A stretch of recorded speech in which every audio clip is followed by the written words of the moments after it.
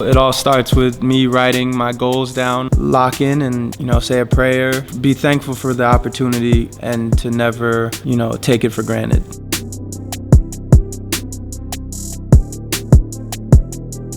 Knowing that I'm playing and making everyone proud, I'm living my dream, so I'm just encouraging everyone to live theirs. Hi, my name is Chris Carter, and I'm on my way.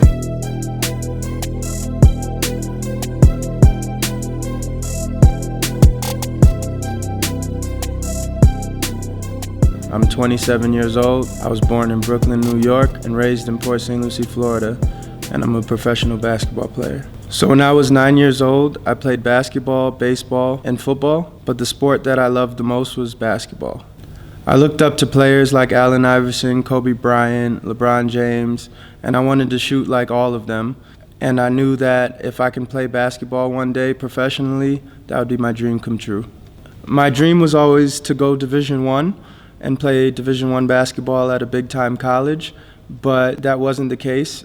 I chose Florida Tech because I loved the coaching staff, and I knew that I would get a chance to play right away. I knew that I was not a Division II player, but I feel like as long as I did what I was supposed to do and showcase my talents on the court, somebody would notice me. We even played some tough programs such as Miami University and University of Central Florida. I had really good games against these teams, and it showed that I belonged on the same court as some of the top players in the country. So after I graduated college, I signed with an agent, and I knew I had to play the waiting game. So the summer was really tough for me because nobody was reaching out. Because I went to a Division II school, I was very frustrated, but at the same time very motivated because I knew that I can play professionally. I even hand wrote a contract saying, this team wants you to play for them, and then I just left the money part blank, and then I signed it, and I put it on my fridge. And every day I touched my fridge before I worked out, just used it as motivation. Just told myself that somebody's gonna take a chance on me.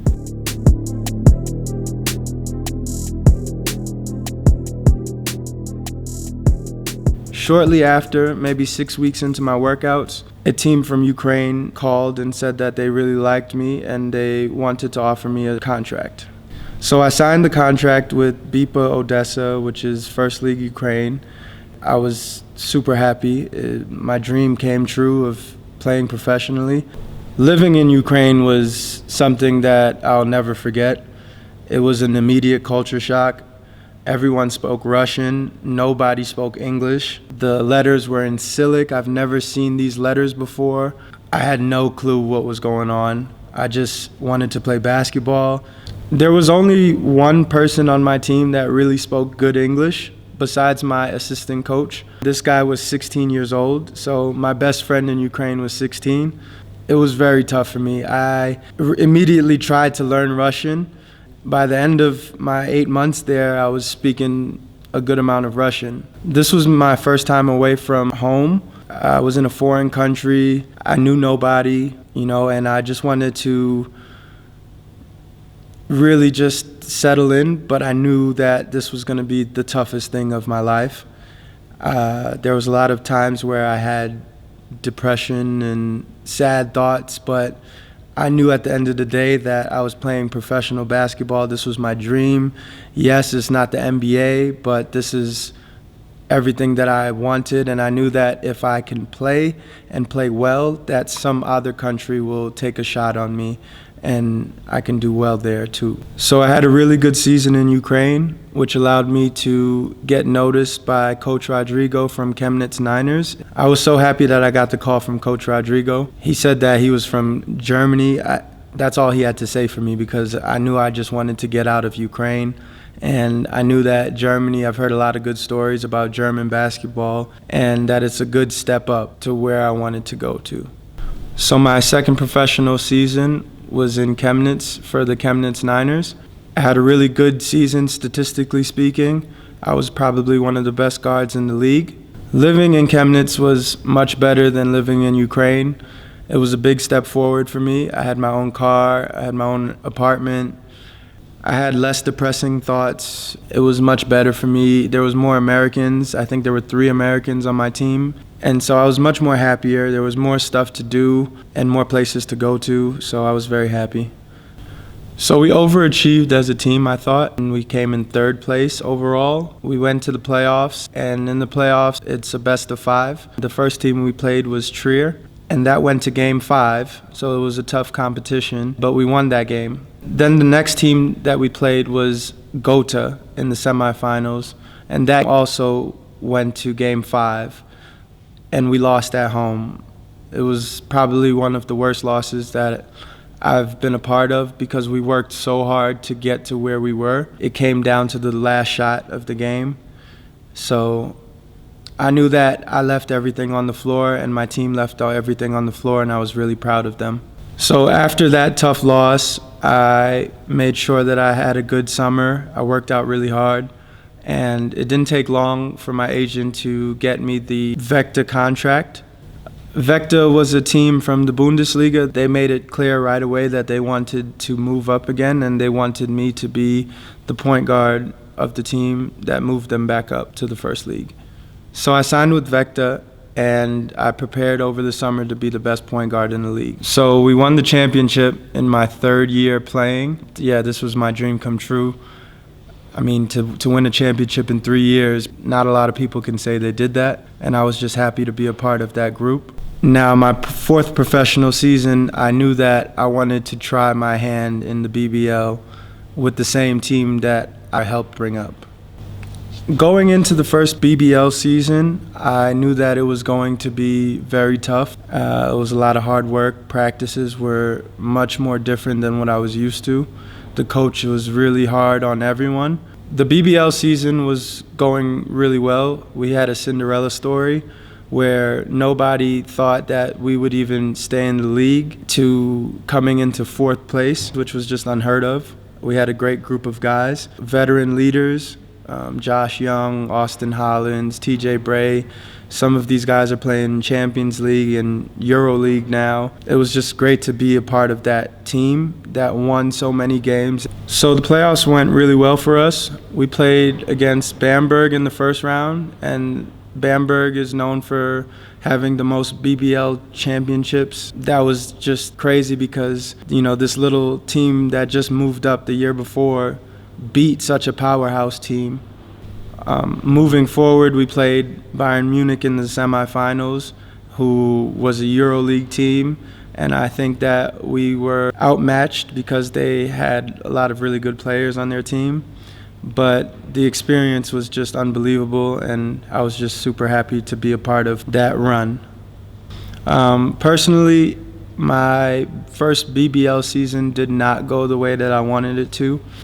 Statistically, I didn't have the numbers that everyone expected me to have, which was very sad for me, just because I thought that I knew I was better than what I was showcasing at the time. I thought that I've underperformed, and a lot of it was my fault, and I didn't play as good as I knew that I could have.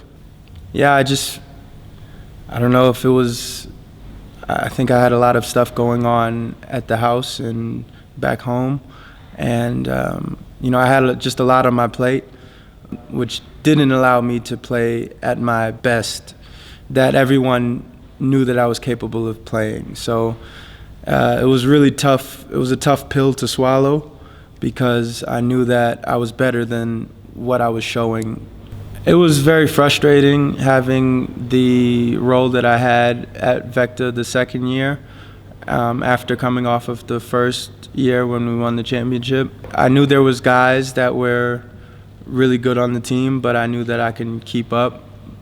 What was more frustrating is that I controlled my destiny and I didn't do what I was supposed to do to get on the court and really prove that I belonged in the BBL.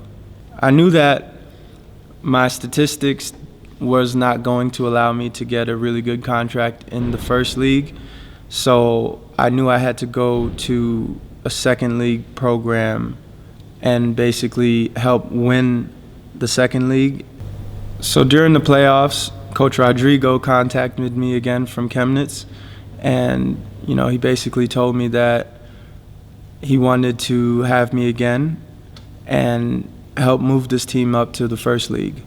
So my mother always told me that everything happens for a reason, and sometimes you have to take one step back to take two steps forwards. I thought that this was a sign when Coach Rodrigo hit me up, said that he wanted me to come back and help give Chemnitz their first championship in the Pro A and help them move up to the BBL. Especially if we do what we're supposed to do and win the championship and move up, this would give me another chance at the BBL to prove myself that I belong there.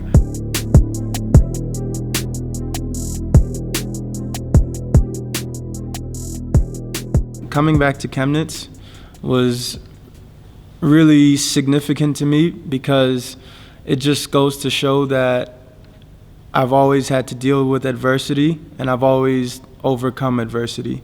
In college I was not Division I, I was Division II. And then, I really struggled with getting my first job, but then I got it into Ukraine. Made it to winning my first championship in 3 years. So I'm no stranger to adversity, and even right now, currently we won 18 out of 19 games in Chemnitz right now. And so I just want to look at this maybe a year from now or 6 months from now, and hopefully we have a banner and a trophy that we won and that I made it through adversity again.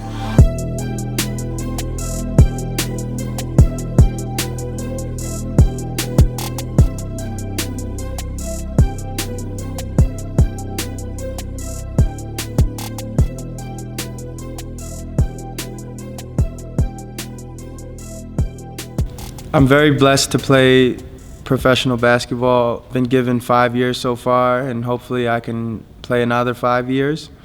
But I know that basketball will end eventually, and I just want to be ready for when it does.